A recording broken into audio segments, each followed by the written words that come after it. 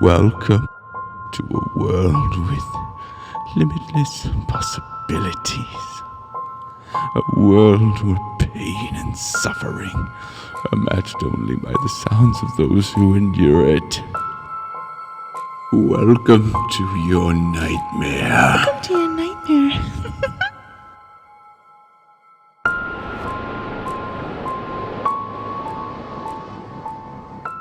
Tonight on Nightmare, Krampus, credited to Sapphire Lion 15 on Reddit Wholesome No Sleep.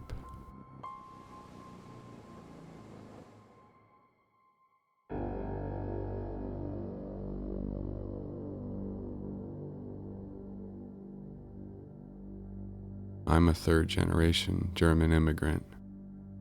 My grandmother came here from Germany when she was 14, married to my grandfather, and had my mom, who had me and my brother. Our family is a lot like any other, except around one particular time of year. Every Christmas, my grandmother tells us, in her broken English, the story of Krampus.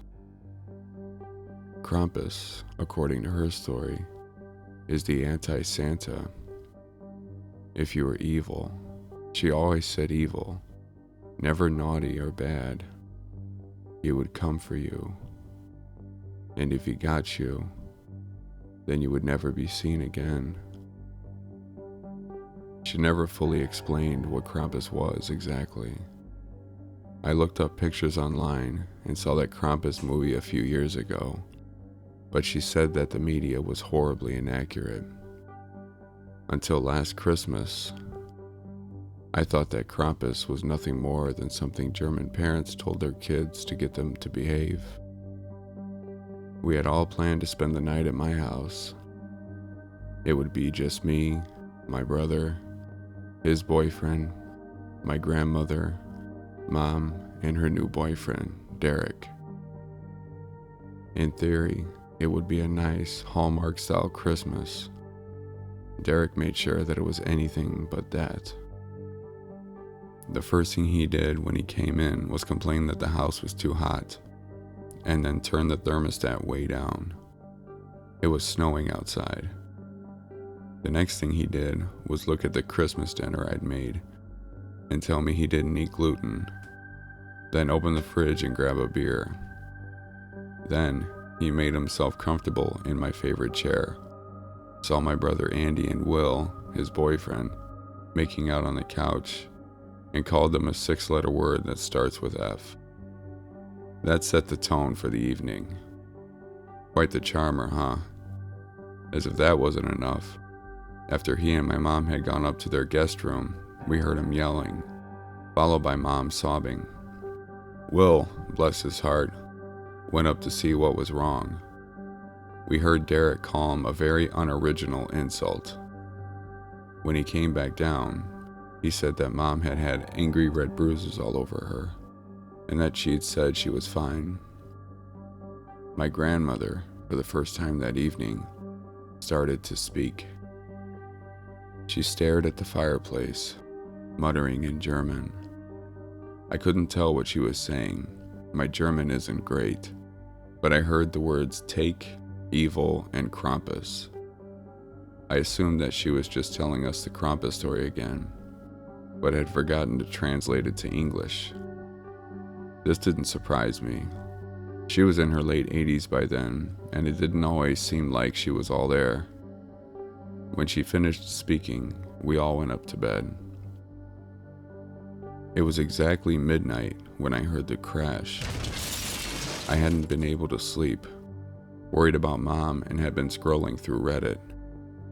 When I heard it, I threw on my robe and slippers and had gone 3 steps towards my mom's room when I realized that the crash came from the living room.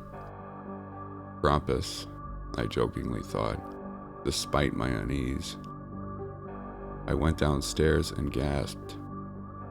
The safety grate in front of the fireplace had been ripped aside, and soot from the chimney coated everything, branching out from all directions. Before I could even think of what to do, Someone came behind me and roughly grabbed my shoulder. It was Derek. "What did you do, you stupid?"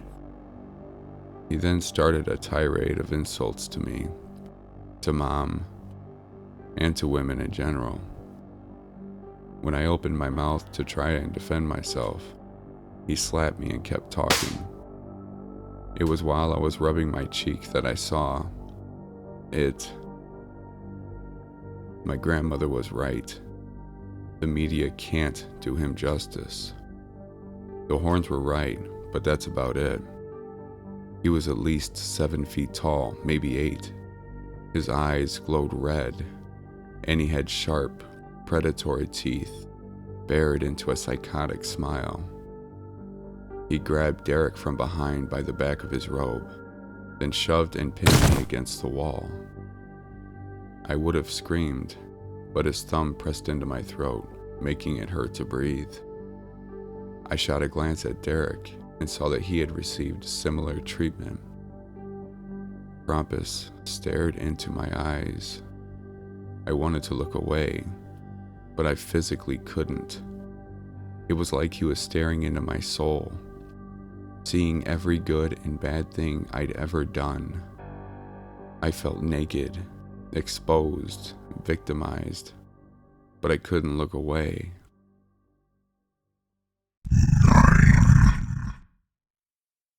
That was all he said to me. His voice was nightmarish. He dropped me, letting my body slide to the floor. I started to take deep, raspy breaths, still watching the scene in front of me. Derek was subjected to Krampus' scrutiny. From the sweat breaking out on his forehead, he didn't like it any more than I did.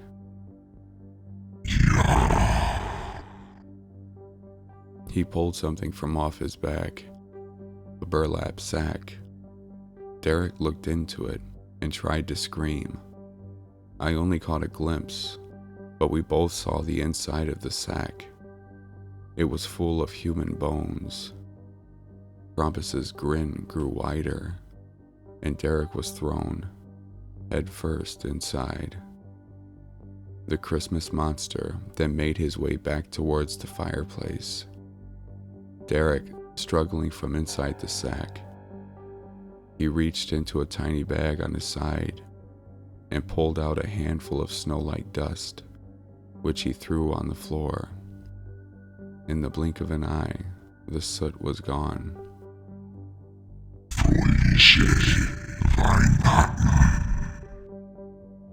He snapped his fingers, and I was out like a light.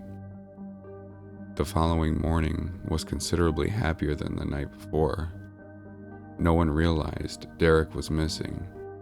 His clothes, his presents, even Mom's bruises were gone. It was like he'd never existed.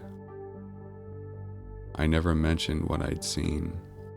I don't think anyone would believe me. Well, except one person.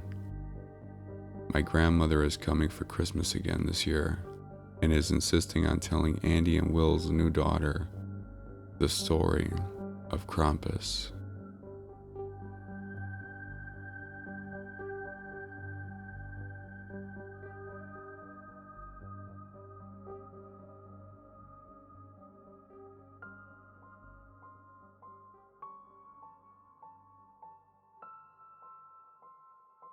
That is all for this episode of Nightmare.